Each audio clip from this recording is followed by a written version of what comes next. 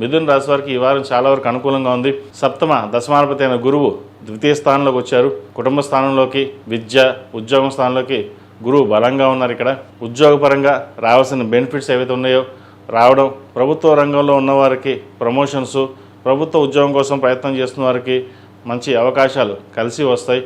Software రంగంలో ఉన్న వారికి, రియల్ ఎస్టేట్ రంగంలో ఉన్న వారికి మంచి కాలం, కలిసి వచ్చే కాలం అని చెప్పొచ్చు. అదేవిధంగా సినీ కళా రంగాల వారికి, టెక్నికల్ రంగంలో ఉన్న వారికి, చార్టెడ్ అకౌంట్స్, మెకానికల్, చిరు వ్యాపారస్తులకు, డ్రై ఫ్రూట్స్, అదేవిధంగా సుగంధ ద్రవ్యాలు, ఈ వ్యాపారస్తులకి ఈ వారం చాలా వరకు అనుకూలంగా ఉంటుంది.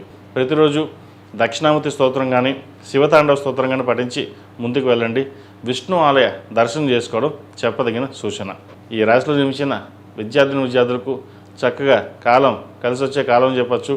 ఎలక్ట్రానిక్స్, ఎలక్ట్రికల్స్ ఈ రంగాల్లో ఉన్నవారికి మంచి అవకాశాలు కలిసి వస్తాయి. విద్య మీద శ్రద్ధ పెరుగుతుంది. కోపాన్ని కాస్త అదుపులో ఉంచుకోవాలి. ఫ్రెండ్స్కి దూరంగా ఉండి మనకంటూ ఒక గుర్తింపు తెచ్చుకోవాలి అనే ఆలోచనతో ముందుకు వెళ్తారు.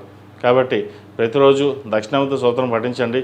మీ చదువులో మీరు పైకి రాణించగలుగుతారు. కాబట్టి ఏదైనా సరే మీరు కోరుకున్న సబ్జెక్ట్ని ఎంచుకుని ముందుకు వెళ్ళడం చెప్పదగినది. ఈ రాశిలో జన్మించిన స్త్రీలకు వృత్తి ఉద్యోగాల పరంగా సానుకూలంగా ఉంటుంది.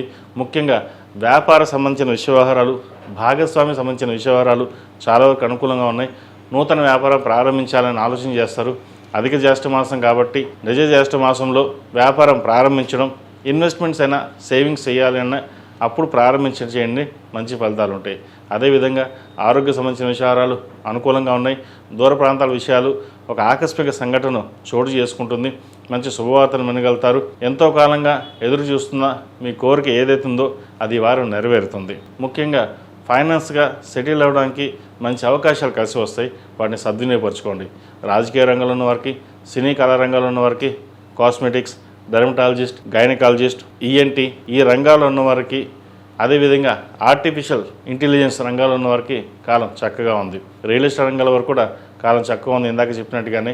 అయితే రియల్ ఎస్టేట్లో మీరు ఇన్వెస్ట్మెంట్ చేసేటప్పుడు ఎంతవరకు ఇన్వెస్ట్మెంట్ చేయాలి, మనకి ఎంతవరకు ఉపయోగపడుతుంది అనే ఆలోచన చేసి వెళ్ళండి. అదేవిధంగా స్పెక్యులేషన్స్కి, షేర్ మార్కెట్కి దూరంగా ఉండడం చెప్పదగిన సూచన. ఈ రాశివారు ప్రతిరోజు ప్రతినిత్యం మొగలుపువ్వు కుంకుమతోటి, కుబేరు కుంకుమతోటి అమ్మవారిని పూజించడం, లక్ష్మీ తామర ఒత్తులతోటి మంగళవారం నాడు, శుక్రవారం నాడు దీపం పెట్టండి.